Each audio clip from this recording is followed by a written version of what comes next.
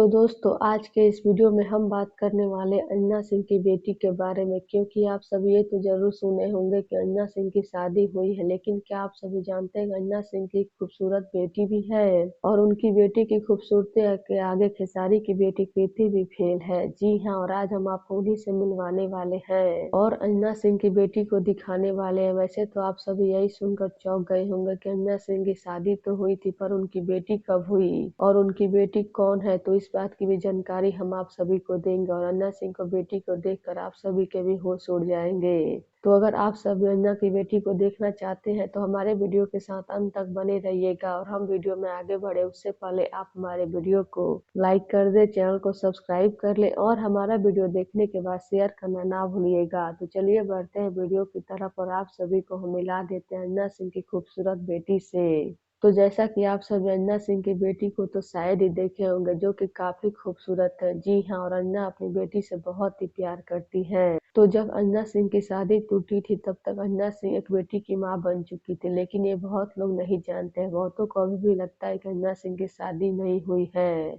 लेकिन ऐसी बात नहीं है, बल्कि अंजना सिंह की पहली शादी से बेटी भी है जिनका नाम अदिति और अदिति अपनी माँ के पास ही रहती है।